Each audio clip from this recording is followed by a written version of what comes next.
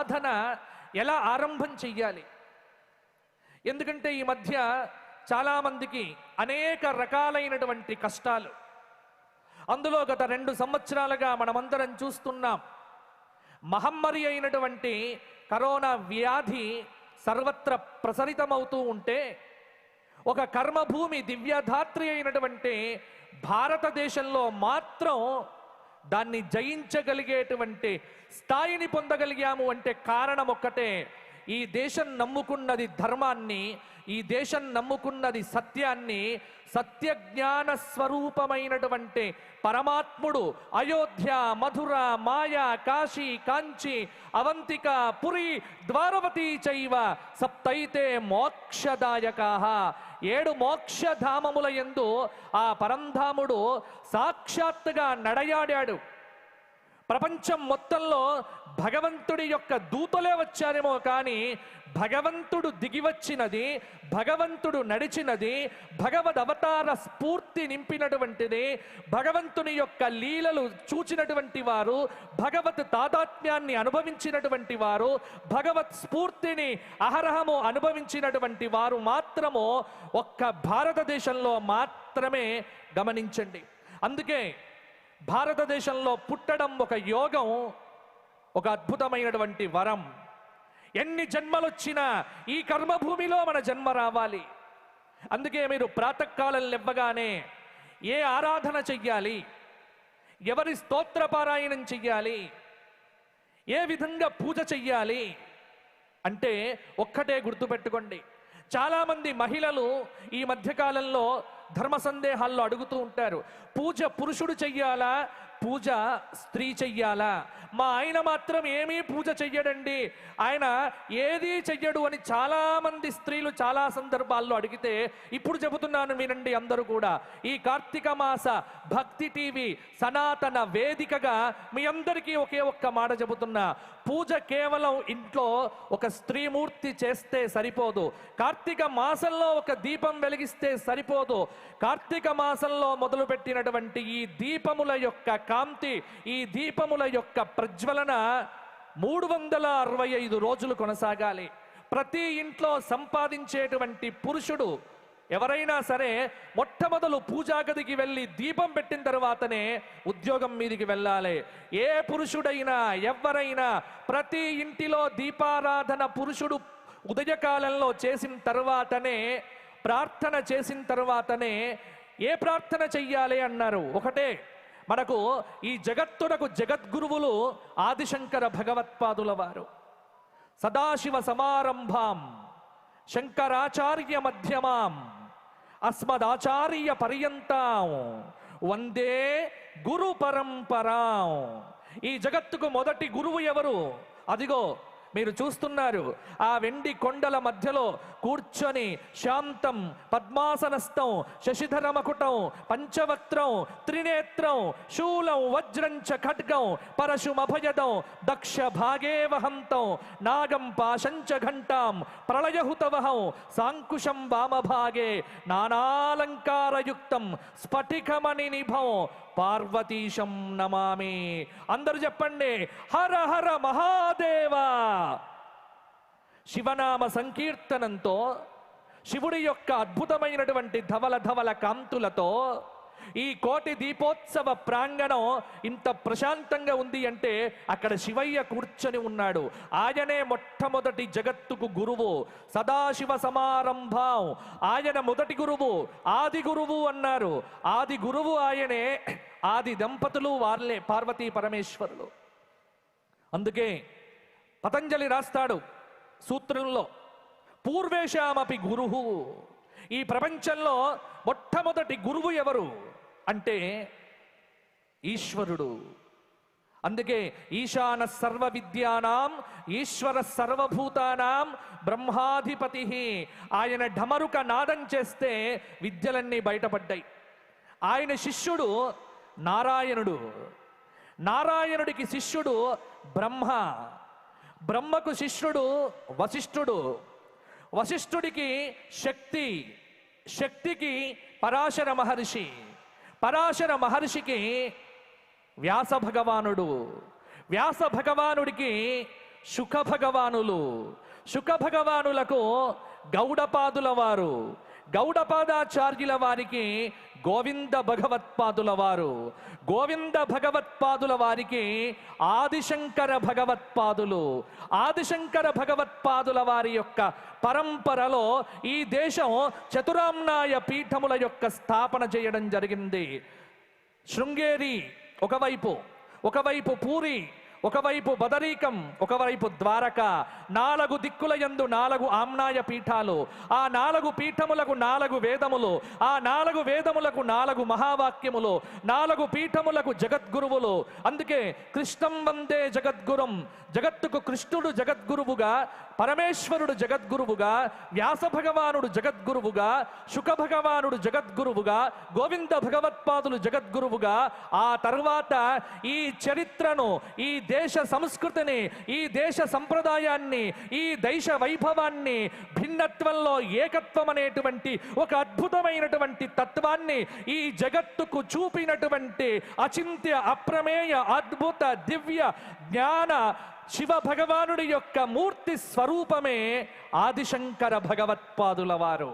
ఆదిశంకరాచార్యుల వారే లేకపోతే ఇవాళ మీకు స్తోత్రాలు లేవు, పారాయణాలు లేవు, గ్రంథాలు లేదు, భగవద్గీతకు భాష్యం లేదు, ఉపనిషత్తులకు అర్థాలు లేవు. ఆదిశంకరులే అవతరించి ఉండకపోతే ఈ జగత్తు మొత్తం కూడా అంధకారమైపోయేది. ప్రజలంతా పశువుల్లాగా ఉండేటువంటి వారు.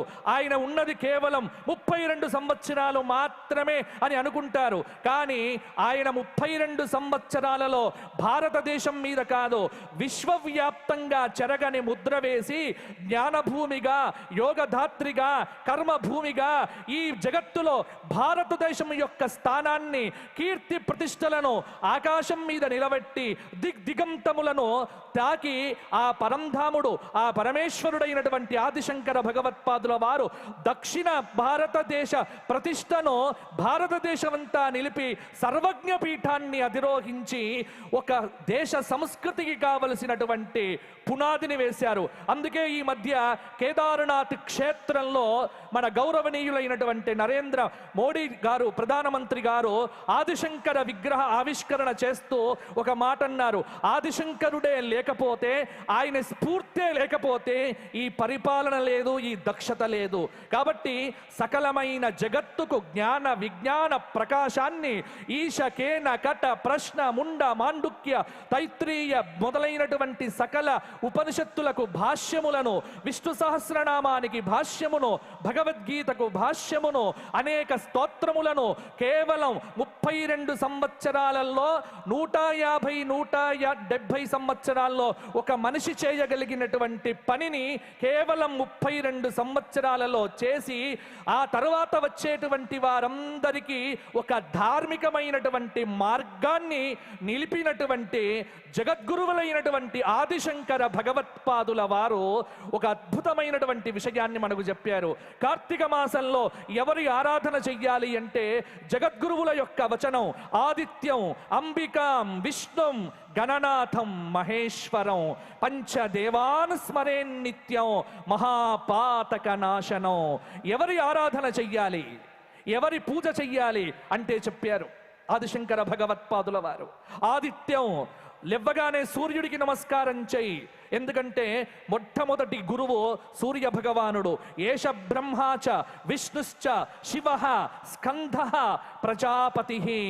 రామచంద్రమూర్తి అంతటి వాడికి శక్తిని ఇచ్చినటువంటి మహామహిమాన్వితుడు సూర్యనారాయణుడు. అందుకే మీరు ఉదయం లేవగానే సూర్య నమస్కారంతో మొదలుపెట్టి ఆదిత్యం, అంబికాం, మనలో ఉండేటువంటి వాయుస్వరూపమే జగదంబిక, మహారాజ్ని, ముగ్గురమ్మల మూలపుటమ్మ, జయంతి, మంగళ, కాళీ, భద్ర, కాళీ కపాలిని, దుర్గా, క్షమ, శివ, ధాత్రి, స్వాహాస్వధ నమోస్తుతే. మనందరి లోపల ఉండేటువంటి వాయుస్వరూపమే, ఉచ్ఛ్వాస నిశ్వాస స్వరూపమే ఆ మహాకాళి, మహాలక్ష్మి, మహాసరస్వతి. అందుకే ఖచ్చితంగా ప్రతిరోజు అమ్మవారి ధ్యానం, లలితా సహస్రనామ పారాయణం, వాస్తు దోషాలను పోగొట్టుకోవటానికి మణిద్వీప పారాయణం తప్పకుండా ఇంట్లో చెయ్యండి. ఆదిత్యం, అంబికాం, విష్ణు శంకర భగవత్పాదుల వారే చెప్పారు, ఎవ్వరూ చెప్పనట్టుగా అద్భుతమైనటువంటి విషయం ఏమిటి? గేయం గీతా నామ సహస్రం ధ్యేయం శ్రీపతి రూపమజస్రం. ప్రతిరోజు విష్ణు సహస్రం చెయ్యండి, ప్రతిరోజు సాయంత్రం శివ సహస్రనామం చెయ్యండి. విష్ణు సహస్రం ఎంత గొప్పదో శివ సహస్రనామము అంతే గొప్పది. కార్తీక మాసంలో ప్రాతకాలంలో విష్ణు సహస్ర పారాయణం చెయ్యండి, సాయంకాలం శివ సహస్రనామ పారాయణం చెయ్యండి. శివ సహస్రనామ పారాయణం వల్ల దారిద్ర్యం తొలగిపోతుంది, అష్టైశ్వర్యాలు కురుస్తాయి. చాలా మంది అడుగుతూ ఉంటారు, ఏం పారాయణం చెయ్యాలి, మా కష్టాలు ఎలా తొలగాలి? శ్రీకృష్ణ భగవానుడికి సత్సంతాన ప్రాప్తిని కలిగింపచేసినటువంటి అద్భుతమైనటువంటి ఉపాసనా వైభవమే శివ సహస్రనామ స్తోత్రం. అది పారాయణం చెయ్యండి. ఆదిత్యం అంబికాం విష్ణుం గణనాథం. ఇక గణపతి యొక్క ఆరాధన లేకుండగా ఏదీ లేదు. కాబట్టి 5 దేవతల యొక్క ఆరాధన మనమందరం చెయ్యాలి. కారణం ఏమిటి అంటే మన శరీరంలో పంచభూతాలున్నాయి. పృథివీ, ఆపహ, తేజ, వాయు, ఆకాశ. 5 భూతములతో కూడినటువంటి ఈ మనిషి 5 భూతములకు ప్రతీకములైనటువంటి 5 దేవతలు, పంచాయతన దేవతలు. అందుకే ఆదిశంకర భగవత్పాదుల వారి తరువాత ఆ స్థాయిని అందుకున్నటువంటి గురువులు ఎక్కడా మనకు కనిపించరు. అటువంటి కీర్తి ప్రతిష్టలను, ఒక ఉపదేశాన్ని, అద్వైత సిద్ధాంతాన్ని జగద్గురువులైనటువంటి ఆదిశంకరులు మనకు ఉపదేశం చేశారు. అందుకే మీరు గుర్తుపెట్టుకోండి, ప్రతి హిందువైనటువంటి వాడు, సనాతన ధర్మాన్ని అవలంబించేటువంటి వాడు పొద్దున లెవ్వగానే నమస్యే త్వాంబికే విష్ణుం, అమ్మా శివపరివారంతో కూడినటువంటి నీ స్వరూపాన్ని చూస్తా, నమస్యే త్వాంబికే అభీక్ష్ణౌ స్వసంతానయుతాం శివాం భూయాత్ పతిర్మే భగవన్ శ్రీకృష్ణస్తదనుమోదతాం. భాగవతం 10వ స్కందంలో రుక్మిణీదేవి ప్రార్థన చేసింది ఆ పరమేశ్వరుణ్ణి. ఇంత అద్భుతమైనటువంటి ప్రార్థన. నమ్మితి నామనంబున సనాతనులైన ఉమామహేశులన్ మిమ్ము పురాణ దంపతుల మేల్ భజింతు గదమ్మ మేటి పెద్దమ్మ దయాంబురాశివి కదమ్మ హరింపతి చేయుమమ్మ నిన్ను నమ్మిన వారికి నాశము లేదు కదమ్మా ఈశ్వరీ సర్వమంగళ మాంగళ్యే శివే సర్వార్థ సాధికే శరణ్యే త్ర్యంబకే దేవి నారాయణి నమోస్తుతే. ఆ తల్లిని ప్రార్థన చేస్తేనే రుక్మిణీ కళ్యాణం జరిగింది. అందుకే ఈశ్వర కుటుంబాన్ని, శివ కుటుంబాన్ని ప్రతిరోజు అర్చించే వాడికి కుటుంబ కలహాలుండవు, మనశ్శాంతి లేదు అంటారు చాలా మంది. మీరు ఇంట్లో శివ కుటుంబం ఫోటో పెట్టుకోండి. ఉదయం లేవగానే ఆదిశంకర భగవత్పాదుల వారి యొక్క చిత్రపటానికి ఒక నమస్కారం చేసి, ఉదయం నిద్ర లేవగానే ఆదిశంకరుల యొక్క స్వరూపాన్ని చూస్తే చాలు మీలో ఉన్న కల్మషాలు, మీలో ఉన్న కోపం, మీలో ఇప్పుడు చాలా మంది అంటారు ఏమిటి ఫ్రస్ట్రేషన్ అని. ఈ పదం చాలా వినిపిస్తోంది ఇప్పుడు. ఈ ఫ్రస్ట్రేషన్ పోవడం ఎలా? ఏమీ లేదు. ప్రాతకాలం లేచి ఆదిశంకర భగవత్పాదుల వారి యొక్క ఆ చిత్రాన్ని చూసి నమస్కారం చేస్తే మీ ఫ్రస్ట్రేషన్ అంతా పోతుంది, చికాకు తొలగిపోతుంది. అమ్మవారి ప్రార్థన చేస్తే కుటుంబమంతా ఆనందమయమవుతుంది. కాబట్టి సనాతన ధర్మంలో అనేకమైనటువంటి ఉపాసన వైభవాలు మనకు జగద్గురువులైనటువంటి వారు అందించారు. అందుకే శంకర భగవత్పాదుల వారు మనశ్శాంతిని పొందటానికి కొన్ని సూత్రాలు చెప్పారు. కుటుంబం ఆనందమయంగా ఉండటానికి ఒక అద్భుతమైనటువంటి సలహాలు ఇచ్చారు. ఏమిటి అంటే, ఒకటే సంగః సత్సు నిధీయతాం, సంగః సత్సు విధీయతాం, భగవతో భక్తిర్దృఢీదీయతాం. అందుకే అద్భుతమైనటువంటి మాట. ఎప్పుడు నీ సంఘం, నీ సత్సంగం కావాలి. ఎవరితో మాట్లాడాలి, ఎవరితో స్నేహం చెయ్యాలి అంటే సత్పురుషులతో సహవాసం చెయ్యాలి. సత్పురుషులు చెప్పినటువంటి గ్రంథ పఠనం చెయ్యాలి. సత్పురుషుల యొక్క బోధలు తప్పకుండా వినాలి. ఈ మధ్య కాలంలో చాలా మందికి అలవాటు తప్పినటువంటిది ఏమిటి అంటే పుస్తక పఠనం మొత్తం మానివేశారు. అంతా ఎక్కడ చూచినా కూడా ఏమిటి అంటే వాట్సాప్ మయం జగత్ అయిపోయింది మొత్తం అంతా కూడా. ఒకసారి దీని నుంచి బయటపడండి. ఈ మొబైల్ మేనియా నుంచి బయటపడి ప్రాచీన గ్రంథాలను ఒకసారి పరిశీలన చెయ్యండి. మొన్న అడిగారు ఏ పుస్తకం చదవాలి, చాలా అద్భుతమైనటువంటి పుస్తకాలు ఉన్నాయి. మహనీయుల యొక్క యోగుల యొక్క గ్రంథాలను పఠించండి. ఈ కార్తీక మాసంలో ఈ జగత్తును, భారతదేశం యొక్క ధార్మిక వైభవాన్ని దిగంతముల వరకు తీసుకువెళ్ళినటువంటి యోగులు ఇక్కడ ఈ జగత్తులో చాలా మంది ఉన్నారు. శ్రీపాద శ్రీవల్లభ దత్తాత్రేయ సంప్రదాయంలో మీకు గురుచరిత్ర చదివితే అర్థమవుతుంది సద్గురువుల యొక్క అనుగ్రహం ఎలా ఉంటుంది అనేటువంటిది. ఒక గురువును ఉపాసన చేస్తే దాని వైభవం ఏమిటి అని. అందుకే 1800 ప్రాంతంలో ఈ జగత్తులో అవతరించినటువంటి సద్గురుదేవులు శ్రీ శ్రీ శ్రీ శ్రీమత్ పరమహంస పరివ్రాజకాచార్య వర్య వాసుదేవానంద సరస్వతి స్వామి వారి యొక్క చరిత్ర చదవండి మీరు ఎవరైనా ఒక్కసారి.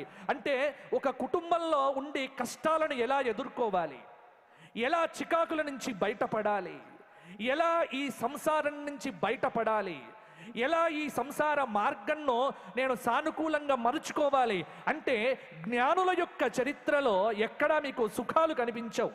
ఒక రమణ మహర్షి కానీ, ఒక చంద్రశేఖర భారతీ మహాస్వాముల వారు కానీ, అలాగే వాసుదేవానంద సరస్వతి స్వామివారు దత్తాత్రేయ సంప్రదాయంలో టేంబే స్వామిగా కీర్తించబడేటువంటి వాసుదేవానంద సరస్వతి స్వామి వారి యొక్క చరిత్ర మీరు ఎవరైనా ఒక్కసారి చదివితే జీవితం అంటే ఏమిటి, జీవిత పరమార్థం ఏమిటి, ఇటువంటి ఈ కార్తీక మాసంలో మన అనుష్ఠానం ఎలా చెయ్యాలి, దేనికి ప్రాధాన్యత ఇవ్వాలి, సంపాదన ముఖ్యమా, ధర్మానుష్ఠానం ముఖ్యమా, కర్మానుష్ఠానం ముఖ్యమా, ఏది ముఖ్యమనేటువంటి అనేక ప్రశ్నలకు మహనీయుల యొక్క చరిత్రలే మనకు సమాధానం చెబుతాయి. అందుకే సంగః సత్సు విధీయతాం భగవతో భక్తిర్దృఢీదీయతాం. ఎప్పుడు కూడా దుర్మార్గులతో చెలిమి, దుర్మార్గులతో స్నేహం అనేటువంటిది ఎప్పుడూ మంచిది కాదు. ఒక దుర్మార్గమైనటువంటి స్నేహానికి ఉదాహరణ మహాభారతంలో మనకు చూపించారు. కర్ణుడు దుర్యోధనుల యొక్క స్నేహం ఏమిటో మీ అందరికీ తెలుసు. అదే స్నేహానికి భాగవతంలో కుచేలుడి యొక్క స్నేహము, శ్రీకృష్ణ భగవానుడి యొక్క స్నేహము. కాబట్టి సాంగత్య దోషేన గుణానుభవంతి.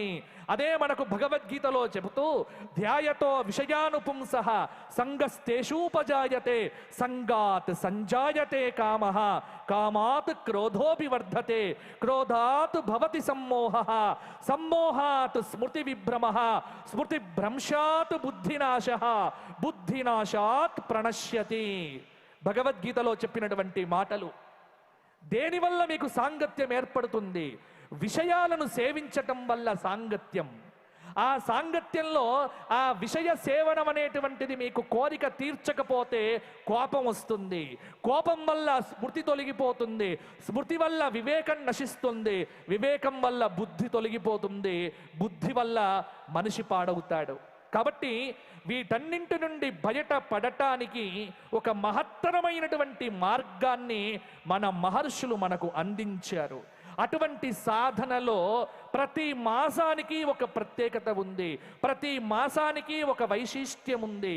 కాబట్టి తులలో సూర్యుడు ప్రవేశిస్తే ఆ మాసం కార్తీక మాసం అవుతుంది.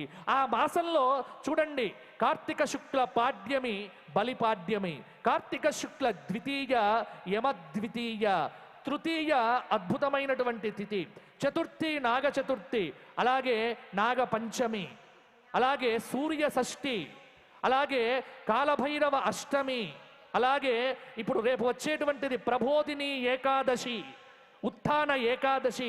అంటే కార్తీక మాసం ప్రతిరోజు పర్వదినం, ప్రతిరోజు వైశిష్ట్యం. కాబట్టి సనాతన భారతీయ సంప్రదాయంలో శృంగేరి జగద్గురువులు, అలాగే మనకు శంకర భగవత్పాదుల వారు ఉపదేశం చేసినటువంటి, అలాగే శ్రీ శ్రీ శ్రీ వాసుదేవానంద సరస్వతి స్వామి వారు ఉపదేశం చేసినటువంటి ధర్మాన్ని మీరు ఆచరించండి. ఇగో అదే ధర్మం, అదే సనాతన ధర్మం. అటువంటి ఆ ధర్మాన్ని నిత్యం అనుష్ఠిస్తూ ఈ రోజున మన భక్తి టీవీ వేదిక మీద అన్నవరం సత్యనారాయణ స్వామి వారి యొక్క మహత్తరమైనటువంటి కళ్యాణ మహోత్సవం అంగరంగ వైభవంగా స్వామివారి యొక్క వ్రతము జరగబోతోంది. శివకేశవుల యొక్క అద్భుత స్వరూపమే సత్యనారాయణ స్వామి వారు. స్మార్త సంప్రదాయాన్ని అద్భుతంగా పైకి పెట్టి స్మార్త సంప్రదాయంలో అర్చన జరుగుతున్నటువంటి